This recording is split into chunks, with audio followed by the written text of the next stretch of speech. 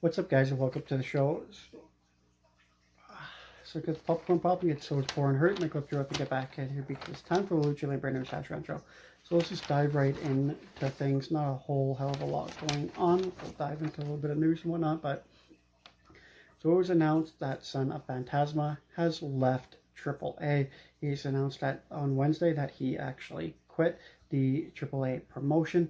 He stated that he's leaving the promotion on good terms and he has no hard feelings towards AAA or any of the other promotions that AAA is partnered with. So what's next for Son of Fantasma, the former champion?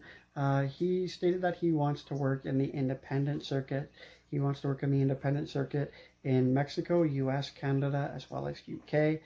He wants to be involved in non-video taping.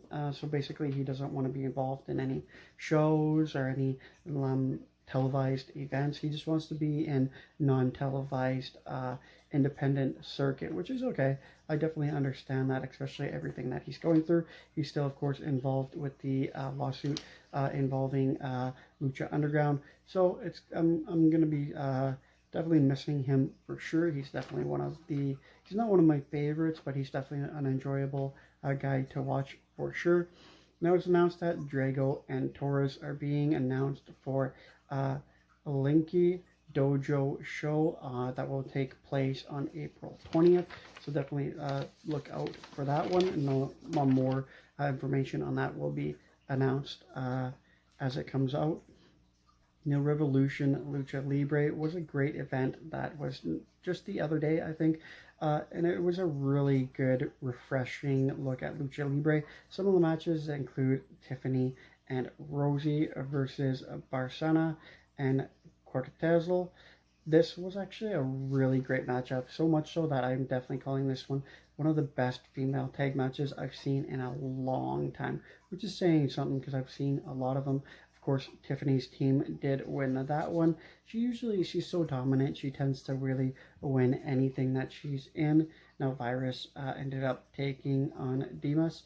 I don't know.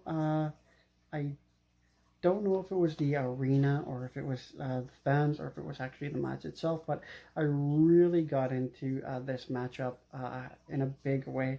I was definitely really excited for this matchup, and it was the matchup of the night for me. It was just so good. Like the back and forth was really great. Like it was just these guys were just brawling everywhere. Like it was so good. Of course, Demas ended up winning the matchup in a rather big way, which I mean that guy's so dominant. You kind of figured it as well. Rush and Mistico ended up facing Reza Jr. and Vista 666. Now, anytime these guys are in a matchup, anytime any four of these guys up are involved in our matchup, you know that it's going to be good. Hard time talking now. And this matchup was great. I mean, it didn't disappoint. This was definitely the second best matchup of the night. It was probably the first matchup of the night for everybody. Like this was such a great matchup. Like you guys got to check that matchup out. If you didn't already, go check it out. Now, of course, we know that Mystico and Rush won that one. But in other news, Graza Jr. ended up, he was offered a WWE contract. Now, this is the second time he was offered the WWE contract. First time he was offered it, he had to not accept it because he had suffered from a shoulder injury and had to undergo surgery, and he had to be medically cleared, so on and so forth. Now that he's medically cleared, he will be announcing if he's going to be accepting the WWE offer or not. If he is, I'm sure you'll probably see him on NXT. I haven't heard if he's denied the offer or if he's accepted yet, but I guess we'll see for sure. And in MLW action, we've seen La Park versus Mance Warner in a matchup that was not very good. It was a very slow start. It kind of picked up and got a little bit better, but these guys had zero chemistry in the ring, and I definitely didn't find it very entertaining at all to watch. Now, of course, IWRG did have an event as well, but it was just an okay event. I definitely give the IWRG event a big 7 out of 10, probably even less than that because it was just okay. some of the matches that we've seen: Cannabis Lupus and Dragon Bane versus Norty and Capo, which they ended up winning an elimination matchup. These were the last two teams standing in the elimination matchup, so they ended up facing each other later on in the night. Now, of course, Dragon Bane's team ended up winning that matchup, but that one matchup was definitely the really only real match that was worth mentioning, and it was really the only match that of the night that I really wanted to see and really enjoyed. But all in all, it was, you know, like I said, I mean, it was just an okay event anyway.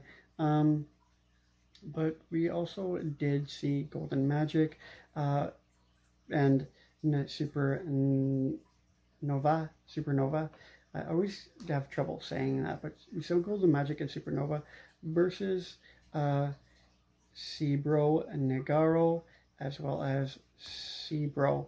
Now this matchup was actually really good. Not the matchup of the night, but it was still an okay matchup. The back and forth was pretty decent. It was a steady pace. Of course, Golden Magic's team did win that matchup. Now that's really kind of all that's worth mentioning for the IWRG event. But anyway, that's it for me today. Don't forget to like, comment, subscribe, you know much, and I'll check you in the next video.